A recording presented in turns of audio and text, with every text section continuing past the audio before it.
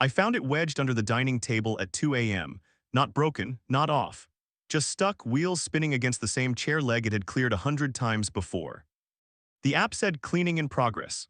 The battery was at 64%. The red LiDAR dome spun lazily, scanning a room it supposedly already knew. I pulled it free, sent it back to the dock manually, and went back to bed.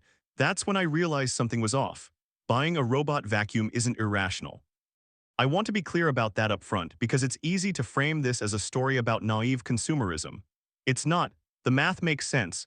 You run it 3 times a week, you buy back maybe 2 hours. If you have pets, that number doubles. If you have hardwood or tile, which most newer homes do, you're not fighting carpet friction. You're just pushing dust around until something picks it up. The marketing promised exactly that. Maintenance cleaning, scheduled runs, automatic emptying, all technically true. Not one of those claims is a lie. I did the research, I read reviews. I watched comparison videos. I checked which models handled pet hair, which ones mapped efficiently, which docks were least likely to clog. I wasn't impulsive about this. I was methodical. The decision tree was rational. I value my time, I have hard floors, I have a dog that sheds. And I can afford the upfront cost if it means not vacuuming manually 3 times a week for the next 5 years. On paper, this should work, and for about 3 months it did. The first few weeks were, honestly, kind of great. I'd mapped the downstairs during initial setup: living room, kitchen, hallway, office. The robot spent 20 minutes doing a careful perimeter trace, then filled in the middle. The app rendered a clean floor plan. I labeled the rooms. I set virtual boundaries around the dog's water bowl and the floor lamp with the trailing cord. Then I scheduled it. Monday, Wednesday, Friday at 10 a.m.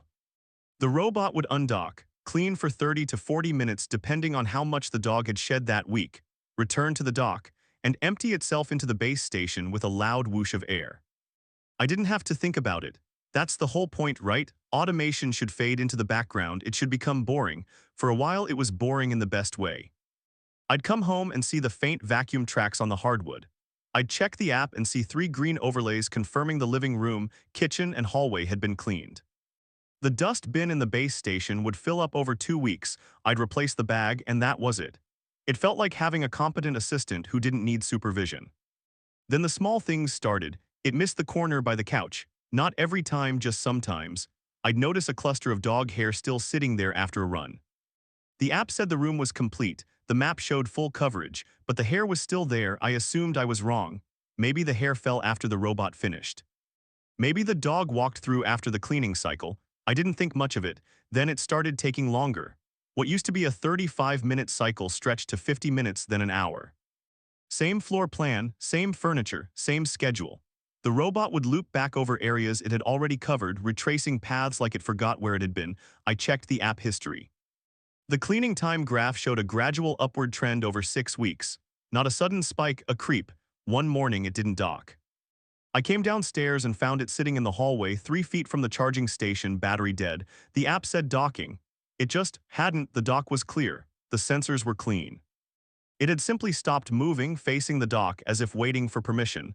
I lifted it manually onto the charging contacts. It beeped. It started charging. I began checking on it mid-cycle after that. I'd glance at the app during meetings to see if it was still running or if it had gotten stuck somewhere. I started running it only when I was home because finding it dead in a random hallway after work was more frustrating than just vacuuming manually. The robot still worked. It still cleaned.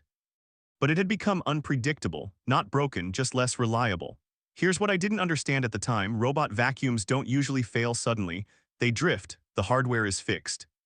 A robot vacuum is essentially a low-power computer on wheels with a spinning brush. It has a processor comparable to a budget smartphone from several years ago, a few basic sensors, and a lithium battery. That's it. There's no upgradable RAM, no swappable GPU. The physical brain of the device is locked in at manufacturing, but the software doesn't stay fixed. Firmware updates add features, better obstacle detection algorithms, smarter pathing heuristics. New app integrations for voice assistants or smart home ecosystems. Improved object recognition, pet waste avoidance, cable detection, shoe identification. Each update assumes the same processor can handle more logic, more sensor fusion, more decision trees running in parallel. It can't, not without trade-offs. Processing takes time.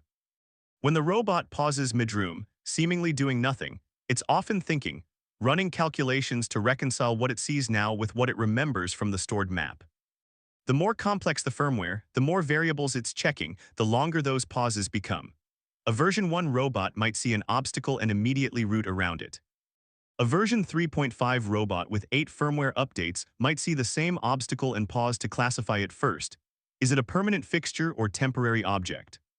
Should it be added to the map or avoided just this once? Is it worth trying to push through or safer to route around? That's better decision-making, but it's slower decision-making. And when you're running on a processor that was mid-range 5 years ago, every extra calculation adds visible lag. Then there's sensor drift. The cliff sensors that prevent the robot from tumbling downstairs get dusty. The bumper sensors that detect collisions lose calibration after thousands of impacts. The LiDAR or camera system that maps your home starts misreading distances by a few millimeters, barely noticeable in a single cleaning run, but compounding over weeks. Imagine your map drifting 1 millimeter per cycle. After 100 cycles, the robot thinks your couch is 10 centimeters from where it actually is. It clips the leg. It registers a collision. It recalculates, its confidence in the map drops. Next time it approaches more cautiously, it pauses more often, it double-checks its position. You see this as hesitation. The robot sees it as necessary caution. Battery wear is less obvious but more insidious. A worn battery doesn't just reduce runtime, it reduces power delivery consistency. Lithium batteries degrade in voltage stability over charge cycles. A fresh battery delivers steady power. A worn battery has voltage sag under load. Lower voltage means slower wheel response. The motors can't accelerate as quickly. The robot turns more slowly. It climbs thresholds more cautiously because it can't guarantee enough torque. The suction motor pulls less air. The LiDAR spins at slightly lower RPM, reducing scan accuracy. The robot behaves cautiously because it physically can't execute fast maneuvers anymore. It second-guesses itself, not because the software changed, but because the hardware can't reliably execute what the software requests. Finally, there's the cloud dependency. Many modern robot vacuums don't do all the processing onboard. Some offload computationally expensive tasks, like object recognition or optimal path calculation, to remote servers. Your robot captures an image of an obstacle, sends it to the cloud, waits for classification, then acts on the response. If your Wi-Fi is slow, or the company's API is overloaded, or there's a brief internet hiccup, the robot just waits. It sits there, LiDAR spinning, while it tries to get an answer from a server 3 states away. You see this as the robot being indecisive. It's actually latency. The hardware stays the same. The workload doesn't. Let's talk about the AI. Most robot vacuums marketed as AI-powered or intelligent navigation are running pattern recognition models, neural networks trained on thousands of images to identify objects like cables, shoes, pet waste, socks. That's legitimately useful. But it's not reasoning, it's classification. The robot sees a dark coil on the floor. Its model says cable 87% confidence. It routes around it. That works perfectly until the lighting changes, or the cable is white instead of black, or it's partially hidden under a rug edge.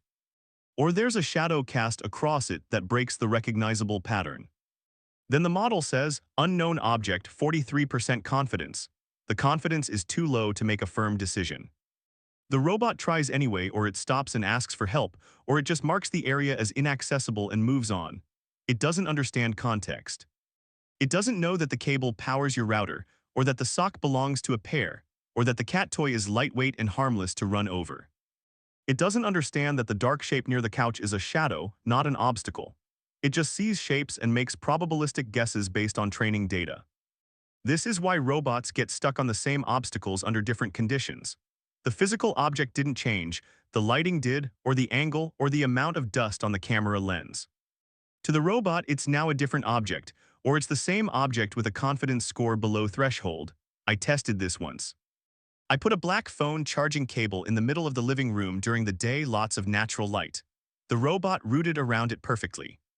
Then I ran the same test at night with only the floor lamp on. The robot ran over the cable, got it tangled in the brush roller, and stopped with an error message. Same cable, same location. Different lighting, different result. It sees objects, it doesn't understand them, so you adapt. You start picking up cables before runs, even though the marketing promised cable detection. You lift the dining chairs onto the table because the robot sometimes clears the legs and sometimes doesn't, and you can't predict which day it'll decide the chair is an obstacle. You close doors to rooms with thresholds the robot sometimes clears, sometimes gets stuck on. You stop scheduling night runs because you don't want to wake up at 3 a.m. to the sound of it stuck under the bed, beeping for help. You move the dog's water bowl before every run because the robot once ignored the virtual boundary and drove through it, soaking the floor and triggering the wet sensor, which sent you a panicked notification that the robot had detected liquid and shut down to prevent damage. You're pre-cleaning for the robot that's supposed to clean for you. This is the part that bothers me most, not because it's absurd, but because it's so gradual you don't notice it happening. The robot doesn't demand this. There's no error message that says please remove all cables. You just start doing it because a partially successful run is better than a failed one. Because finding it stuck is more annoying than spending 2 minutes preparing the floor. You've automated the cleaning, but you've added a new maintenance task, managing the automation. And here's the insidious part, you start to think this is normal. You talk to other robot vacuum owners and they say the same thing, oh yeah, I just pick up before I run it. Everyone does it. So it must be fine, it must be how these things work, but that wasn't the promise. The promise was hands-off cleaning, the reality is supervised automation. I don't think this is a scam. I want to be specific about that. The companies building these robots aren't lying about what they do, the spec sheets are accurate, the features listed on the box are real. If it says obstacle detection, the robot does detect obstacles sometimes.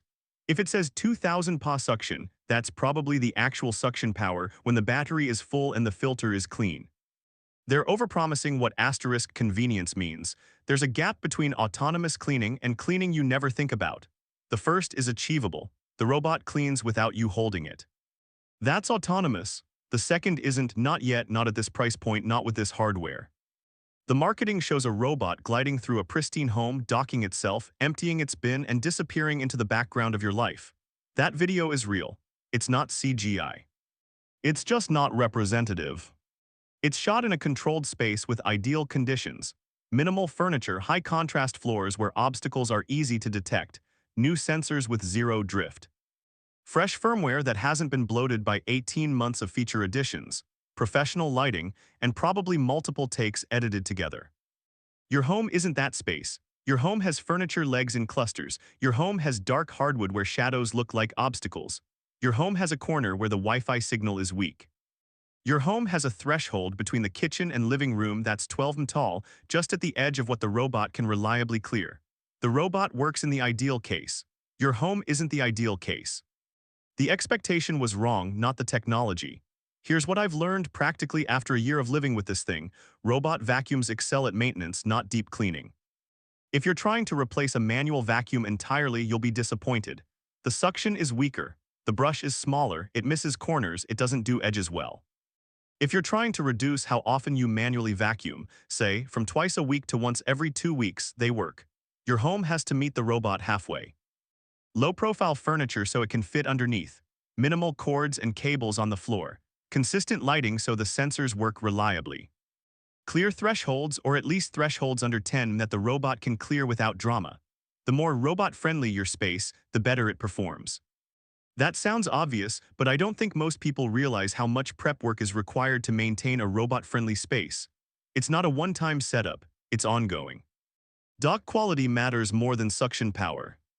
A robot that reliably returns and empties itself is more useful than one with twice the suction that dies in the hallway because it couldn't find the dock. I'd take a 1500 PA robot with a reliable dock over a 3000 PA robot that gets confused and stops mid-cycle. The dock is the most important component, and it's the one people think about least when buying. Software support varies wildly by price tier. Budget models stop getting updates after a year. The company moves on, you're stuck with whatever firmware shipped on the device. Premium models get feature creep that bogs them down. The company keeps adding features to justify the premium price, and the processor can't handle it. Mid-tier models seem to hit the best balance. Enough support to fix bugs and maintain basic compatibility with app updates, but not enough ambition to outgrow the hardware. No robot vacuum is fully hands-off. You will occasionally lift it over a threshold. You will untangle it from a cord it shouldn't have touched but did. You will restart it when the app loses connection. You will manually send it back to the dock when it gets confused. That's not failure, it's the actual product. I still use mine. 3 times a week scheduled, supervised from a distance. I've lowered my expectations and that's helped more than any firmware update. I don't expect it to think. I don't expect it to handle surprises. I don't expect it to navigate a room it's never seen before and just figure it out. I expect it to cover flat, open spaces with minimal obstacles and pick up surface dust and dog hair. I expect it to dock successfully maybe 90% of the time. I expect to manually intervene once a week. It does that. The floors are cleaner than they would be if I did nothing. That's the bar. Not as clean as if I vacuumed manually, but cleaner than nothing. And by that measure, it works. I've also stopped updating the firmware unless there's a critical bug fix. The robot runs version 2.8 right now. Version 4.1 is available. I'm not installing it. Every update I've installed has made the robot slower, more cautious, more hesitant. The features they add, better pet waste detection, improved carpet detection, aren't worth the performance cost on this hardware. So I'm staying on 2.8. It's stable, it's predictable, it's boring. I've also learned which rooms to avoid. The office has too many chair legs clustered under the desk. The robot gets confused by the visual repetition, 4 identical black chair legs in a small space, and spends 10 minutes trying to navigate 6 square feet. So I don't send it to the office anymore. I vacuum that room manually once a week. It takes 3 minutes. The living room and kitchen are wide open. The robot handles those perfectly, so that's where it runs. I've stopped trying to make it clean the entire house. I've accepted that it's good at some spaces and bad at others, and I've adjusted my expectations accordingly. Once I stopped expecting it to think, it actually became useful again. There's a broader point here about automation and expectations. We're sold the promise of invisible labor, devices that handle tasks so seamlessly we forget they exist. That's the dream. But the reality of consumer automation right now is visible labor that's slightly less annoying than doing it yourself. The robot vacuum doesn't disappear into the background. You think about it.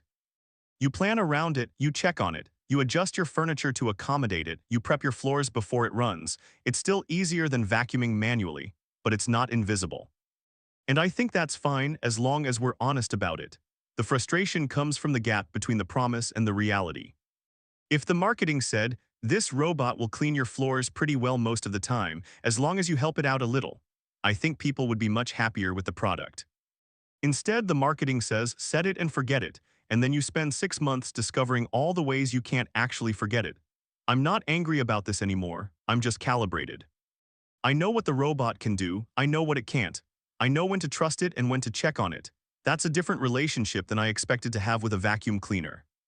But it's the one I have, and honestly, the floors are cleaner. The dog hair doesn't accumulate like it used to. I vacuum manually less often, it's just not magic, it's a tool.